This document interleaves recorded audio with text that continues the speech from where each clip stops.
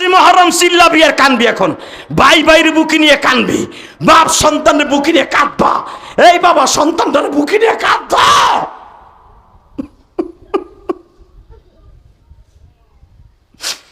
যুবক ভাইরে তুমি আমার মওলারে দেখায় দাও, বাপের বুকটা সারিস না রে ভাই।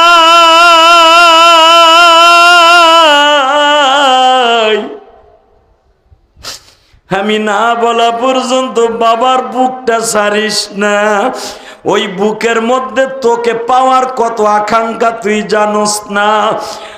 বাসায় যদি কোনো মা থাইকা থাকো, মারে তোমার মেয়েটারে বুক নিয়ে কান্দো। আল্লাহ তুমি নারায়ণগঞ্জ গলাচিপার দিকে তাকায় দেখো, রাত এখন 12টার বেশি বাজে মালিক।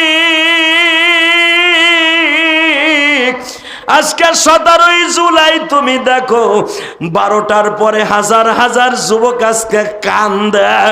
17ই জুলাই আজকে 10ই মুহররম নারায়ণগঞ্জ গলাচিপায় হাজার হাজার যুবক যাদের বাবা নাই তারা বসে বসে কান্দে আর কয় যে আদি ভাইরা আজকে তো আমার বাবা নাই, আমি কার কাছে মাপ চাবো?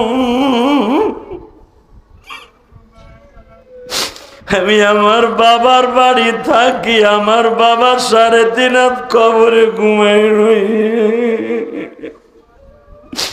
আল্লাহ যাদের বাবা নাই তারা কান্দে, যে মাসুম কান্দে, তার বন্ধু মহলে কান্দে। মাহফিল কমিটির মধ্যে যেই ছেলেটা আমারে দাওয়াত দিয়ে আনছে, আল্লাহ আমার বাবা মারে তুমি মাফ করে দিও। এই মাহফিল কমিটি সবাইকে তুমি মাফ করে দিও। এই যে একটা ছেলে মাহফিলে বারবার চিল্লায় আর কান্দে, ওর বাবা আছে কিনা জানি না, ওর মা আছে কিনা জানি না গো আল্লাহ। যারা এখন চিল্লায় আর কান্দে এদের চোখের পানি কবুল করে আল্লাহ। আল্লাহ তোমার কি মায়া, কথা কর না। তোর বাপ মা যদি একবার বরদোয়া দিয়ে দেয় মুহররমে, তুই শেষ। কোনদিন মা বাবার মনে কষ্ট দিস না। আমি ইলিয়াসুর রহমান জিহাদি 12 বছর বয়সে মা হারাইয়া, মা কি জিনিস এই বুকটা ভাইরে দেখ চাকু দিয়া দেখতে পারবি 3টা দাগ পড়ে রয়েছে। মায়ের জন্য কত কষ্ট। মায়ের জন্য 4 কোটি টাকা খরচ করে মসজিদ বানাইছি ঢাকা কেরানীগঞ্জ। আলহামদুলিল্লাহ বলতে পারলে না? এই মাসুম মসজিদ দেখাইছে 2 তলা কমপ্লিট করছি, কাউকে বলি নাই আমার 1 বছর সিমেন্ট দেন।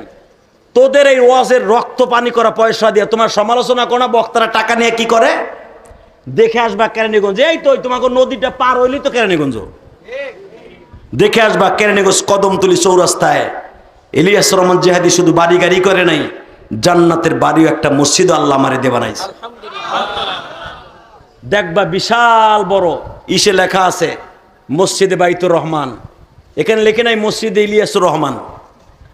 মসজিদে বাইতুর রহমান মানে কি আল্লাহর ঘর। জায়গা কিনছি 1,20,00,000 টাকা দিয়া, কাউকে বলি নাই চাই না পয়সা মারে দেন।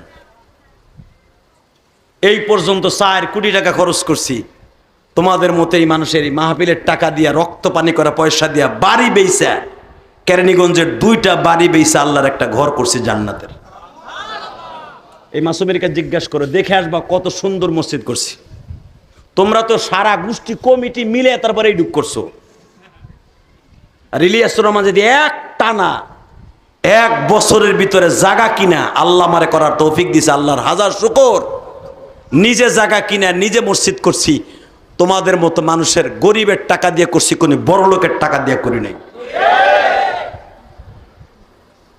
করার তৌফিক আল্লাহ দিছে তাই করছি। তোমরা যে আজকে ইলিয়াস রহমান জিহাদির কথা কান দেয় এমনি এমনি না। আমার মা ইন্তেকালের আগে কয়েকটা ওসিয়াত করে গেছিল হুসাইনের মতো, বাবা ইলিয়াস যদি কোনোদিন টাকার মালিক হস একটা মসজিদ মাদ্রাসা করিস। করছি কেরানীগঞ্জ, দেখে আসবা। গত কয়েকদিন আগে আমার মাদ্রাসার একটা ছেলে, আলহামদুলিল্লাহ বলেন, বরিশাল আমতুলি বাড়ি। কই এখানে বরিশাল অনেক ভাই আছেন না দাদা ভাইরা? বরিশাল আমতুলি বাড়ি। আমার মাদ্রাসার সামনে বড় একটা মাঠ আছে। আমার মসজিদ মাদ্রাসা আমার বাড়ির মাঝখানে একটা জায়গা আছে খালি। এখানে একটা ছেলে আসরে পরে খেলাধুলা করে, খেলে না? আপনার এখানে খেলে নাই মাঠে? মাদ্রাসার ছেলেরা খেলে না? ক্রিকেট খেলতেছে। তা আমি আবার মাঝে মাঝে আমার বাড়ি আর মারতে একসাথে মসজিদ মাদ্রাসা, তো জানালা দিয়ে তাকায় তাকায় দেখি ওরা কি করে। তো দেখলাম ক্রিকেট খেলতেছে আসরের পরে। বিশ্বাস করেন ভাই, আসরের পরে খেলতেছে বৃহস্পতিবার। একটা অটো রিক্সার ড্রাইভার ঠিক মাগরিবের মাত্র 20 থেকে 25 মিনিট আগে বৃহস্পতিবার দৌড়ে অটো রিক্সাটা চালায় আইছে। অটো রিক্সাটা মসজিদের সামনে রাইখা যখন বাপ নামছে, ছেলেটা দৌড়ে এসে আব্বার কোলে উঠছে, শরীরে কিন্তু কাদা মাদা ঘাম দিয়ে ভরা। আমার চোখের সামনে দৌড়ে এসে ওই অটো রিক্সাওয়ালার কোলের মধ্যে বয়ে, আব্বু তুমি দেরি করলে, আরো আগে যাইতাম বাইতে।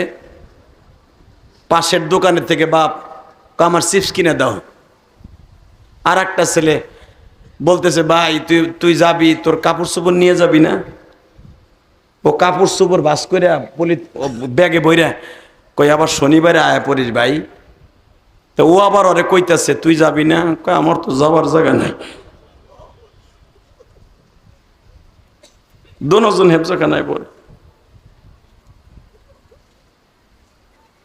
কয়েকদিন আগে আমার মাদ্রাসার ছেলেদেরকে 2 ক্যারেট আম দিছে ভাই, একজনে রাজশাহী থেকে পাঠাইছে। ওই ছেলেটারে যখন 2টা আম দিছি, বিশ্বাস করেন হুজুর, ফেসবুকে দেখেন আমি ছাড়ছি, ওই আম 2টা যখন হাতে দিছি, ও আমার দিক চাইছে। কারণ ওই আম 2টা এই বছর আর প্রথম আম।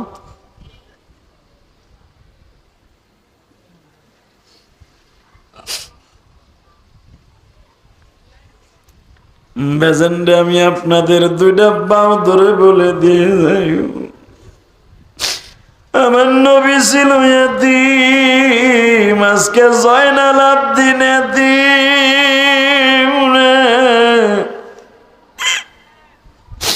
জয়নাল আবদিন মাত্র বাবা, কেউ বলেন 10 বছর, কেউ বলেন 11 বছর।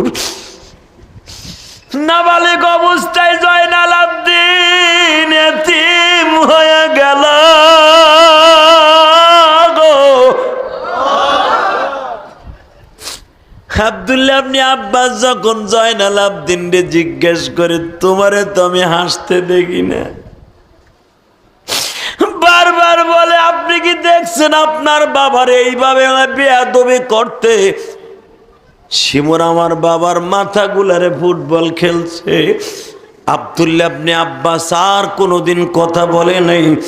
নবীর সাহাবীদের মধ্যে সবচাইতে নেক্সটে যারা মারা গেছে তাদের মধ্যে আব্দুল্লাহ ইবনে আব্বাস 100-র উপরে হায়াত পাইছে বাবা। কেউ বলে 112 বছর হায়াত পাইছে আব্দুল্লাহ ইবনে আব্বাস। আল্লাহু আকবার বলো। আব্দুল্লাহ ইবনে আব্বাস জয়নাল আবদিনকে বারবার কোলের মধ্যে নিয়ে আদর করতেন আর সুমা দিতেন আর বলতেন এতিম শহীদের সন্তান। বাবা আমি আপনাদের সামনে একটা কথা অনুরোধ করিয়া যাই, এই গভীর রাত্রে, রাত এখন 12টা বাজে, এই দীর্ঘ সময় আলোচনা করার পিছনে যদি একটা কথা ভালো লাগে, হুসাইনের নানার সাথে জান্নাতে যাওয়ার নিয়ত আছে না নাই? জোরে বলো আছে না নাই? যদি হুসাইনের নানার সাথে যাইতে চাও, আমিও কয়েকটা ওসিয়াত করে যাব। 1 নাম্বার ওসিয়াত, হুসাইন মৃত্যুর আগ পর্যন্ত 1 ওয়াক্ত নামাজ কামাই দেয় নাই। শিমর যখন তারা শহীদ করে দিবে মাত্র 2 মিনিট, শিমর যখন শহীদ করে দেবে তখনও হুসাইন বলে আমি নামাজটা পড়ে লই। অসুস্থ অবস্থায় বৈশা বৈশা নামাজ আদায় করছে। হুসাইনের পাগল তোমরা, হাই হুসাইন পড়লো, হুসাইনের মতো 5 ওয়াক্ত নামাজ পড়তে হবে। কে কে পড়বেন দেখে আল্লাহকে হাত তুলে দেখেন, নামান হাত। 2 নম্বরে যেই কাজটা করতে হবে, মৃত্যুর আগ পর্যন্ত হুসাইন কোনো দুরাচার মুনাফেক বদমাইশের সাথে আপোষ করে নাই। কোরআন বিরোধী আল্লাহ বিরোধী যেই নাস্তিক গুলো আছে তাদের সাথে আমাদের কোনো আপোষ নাই। কে কে রাজি আছে এবার আল্লাহকে হাত তুলে দেখায় দাও। আল্লাহ এই হাতগুলো কবুল করো। 3 নম্বরে আমার সাথে ওয়াদা দিতে হবে, যাদের বাবা মা আছে জীবনে বেয়াদবি করবা না। রাজি আছো? রাজি আছো? মা বাবার সাথে বেয়াদবি করবা না তো? মাঝে মাঝে মায়ের হাতটা বুকের মধ্যে নিয়ে চুমা দিবা, মাঝে মাঝে বাবার কপালে একটা চুমা করে দিও। যদি তাও না পারো বাবার একটা সালাম দিও। কলেজে যাইবার সময় বাবার একটা সালাম দিও। তোমাদের বাড়ি অনেকের বরিশাল, রংপুর, দিনাজপুর, কুড়িগ্রাম, ময়মনসিংহ, নেত্রকোনা, কত জায়গায় কারো বাড়ি, ফরিদপুর, চাঁদপুর।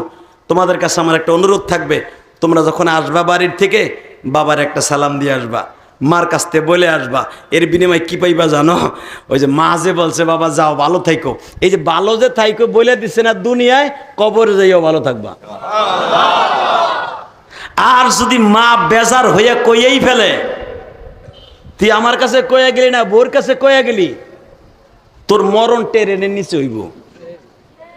তোর মরণ হবে কেরেন বাস ভাঙ্গা, তোর মরণ হবে ছাদের তা পইরা। কথা কন না কেন? মা বাবার কুলাঙ্গার সন্তান কোনোদিন শহীদ হইতে পারে না, জান্নাতে হতে পারে না। জান্নাতে যাওয়ার জন্য মা বাবার খেদমত দরকার আছে না নাই? হোসাইন যেরকম তার বাবার পাগল ছিল, নানার পাগল ছিল, আমরাও বাবা মায়ের পাগল থাকবো ইনশা ইনশা ইনশা। মায়ের পাগল থাকবো না বউর পাগল থাকবো? অনেক যুবক এখানে আছে বউর কথায় মায়ের ঘরেতে বাইর করে দেয়, বউর কথায় বাবার আলাদা করে দেয়। তুই জাহান্নামী জাহান্নামী জাহান্নামী জাহান্নামী। বাবা মায়ের কথায় বউরে বাইর করে দিবি, কিন্তু বউর কথায় বাবা মারে বাইর করে দিবি না। কারণ বউ হলো 3 কথার মালপানি। আজকে ছাইরা দিবি, কালকে বিয়ে করে নিয়ে আসবি, তোর জন্য জায়েজ। তালাকের পরে শোক পালন করা কোনো সুন্নাত না। মরার পরে শোক পালন করা 40 দিন সুন্নাত। এখন ছাড়বি, 40 মিনিট পরে বিয়ে করবি, অথবা ওইটা থাকতে আরো 3টা করবি। কিন্তু খবরদার মা বাপরে কোনোদিন তালাক দিবি না। ইনশা ইনশা। পারবি তো ভাই? পারবি? আমি তোদের কাছে একটা অনুরোধ করে যাই, এই গলাচিপা এলাকার যুবক আছে না? আসো? হ্যাঁ, আজকে যদি দুনিয়া আল্লাহ বানায় থাকে, আজকে যদি দুনিয়া আল্লাহ খতম করার অর্ডার দিয়ে থাকে, আজকে যদি কিয়ামতের মাঠ কায়েম করে থাকে, আজকের দিনে আল্লাহ যদি এতগুলা ফজিলাত আজকের দিনে রেখে থাকে, কোন কোন যুবক আসো আজকের দোয়াটা আসমানে নিয়ে যাবে? রাজি আসো না? আজকের দোয়াটা আসমানে যাও, চাও না? নামাও হাত। হাত তুলতে বলবো না, তোমারে নিজেরে দাঁড়াইতে বলবো। এখানে বাপও আছো, ছেলেও আছো। তোর চাইতে সৌভাগ্যবান আজকে এই মাঠে কেউ নাই।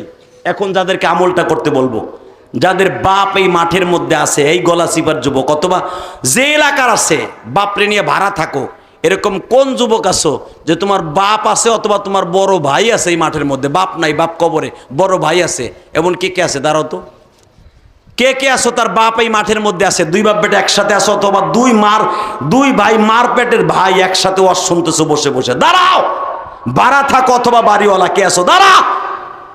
হাসবি না, শুধু কান্নার বন্যা বওয়াবি। আজকে 10ই মুহররম। 2 বাপ বেটা, বাপ দাঁড়ান, ছেলে দাঁড়াইছে, বাপ দাঁড়ান। বাপ নাই, ছেলে যখন দাঁড়াইছে বাপ দাঁড়ান। 2 বাপ বেটা একসাথে দাঁড়ান, ছেলে বাপ একসাথে দাঁড়ান, ছেলে বাপ একসাথে দাঁড়ান।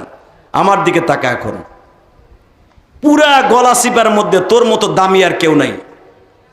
30টা সেকেন্ডে কোন যুবক আছে? 30টা সেকেন্ডে আমি বলার সাথে পাগলের মতো দৌড় দিবি। তোর বড় ভাই অথবা তোর বাবা যে এখানে আছে, বাবারে বুকের মধ্যে নিয়া, বাবার এই ঘাড়ের মধ্যে একটা সুমা দিয়া, খতখত করে কাইন্দা দিয়া, চিল্লাবি আর কানবি আর বলবি, আব্বা জয়নাল আবদিন রে হুসাইন আজকের দিনে বুকের মধ্যে নিয়ে বলেছিল, বাবা জয়নাল আবদিন রে আমি তোরে মাফ করে দিয়ে গেলাম। কোন ওই সন্তান কোনোদিন জান্নাতে যাবে না যেই সন্তানের বাবা মা তারে মাফ করবে না জীবদ্দশায়। জয়নাল আবদিন রে আমি তোরে মাফ করে দিয়ে গেলাম, তোর পরে আমার কোনো দাবি নাই, তোর মার খেদমত তুই করিস বাবা। আমিও তোমাকে বলবো, তোমার বাপ যদি আজকে তোমার মাফ করে দেয়, তুমিও জয়নাল আবদিনের গাড়িতে জান্নাতে যাবা, কোনো সন্দেহ নেই। আমি বলার সাথে পাগলের মতো দৌড় দিবা, দৌড় দিয়ে যায় বাপরে বুকের মধ্যে চাইপা ধরে খালি 2 বাপ বেটা কানতে থাকবা। আমি বলার আগ পর্যন্ত বাপরে ছাড়বা না, অথবা ভাই বাইরে বুকের মধ্যে নিয়ে বাপ মনে করে কানবা। দেখি দাও, দৌড় দাও তো, দৌড় দাও। হে যুবক দৌড় দে, এই যুবক দৌড় দে, এই যুবক দৌড় দে, এই যুবক দৌড় দে। 10ই মুহররম চিল্লাবি আর কানবি, এখন ভাই ভাইয়ের বুকি নিয়ে কানবি, বাপ সন্তানের বুকি নিয়ে কাঁদবা, এই বাবা সন্তানটার বুকি নিয়ে কাঁদবা।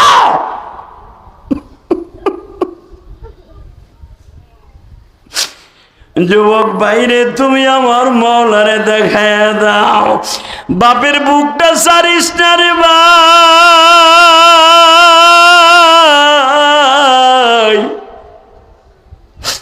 আমি না বলা পর্যন্ত বাবার বুকটা সারিস না। ওই বুকের মধ্যে তোকে পাওয়ার কত আকাঙ্ক্ষা তুই জানোস না। বাসায় যদি কোনো মা থাইকা থাকো, মারে তোমার মেয়েটারে বুক নিয়ে কান্দো। আল্লাহ তুমি নারায়ণগঞ্জ গলাচিপার দিকে তাকায় দেখো, রাত এখন 12টার বেশি বাজে মালিক। আজকে 17ই জুলাই তুমি দেখো 12টার পরে হাজার হাজার যুবক আজকে কান্দে। 17ই জুলাই আজকে 10ই মুহররম নারায়ণগঞ্জ গলাচিপায় হাজার হাজার যুবক যাদের বাবা নাই তারা বসে বসে কান্দে আর কয় যে আদি ভাইরা আজকে তো আমার বাবা নাই, আমি কার কাছে মাপ চাবো? আমি আমার বাবার বাড়ি থাকি, আমার বাবার 3.5 হাত কবরে ঘুমাই রই। আল্লাহ যাদের বাবা নাই তারা কান্দে, যে মাসুম কান্দে, তার বন্ধু মহলে কান্দে। মাহফিল কমিটির মধ্যে যেই ছেলেটা আমার দাওয়াত দিয়ে আনছে, আল্লাহ আমার বাবা মারে তুমি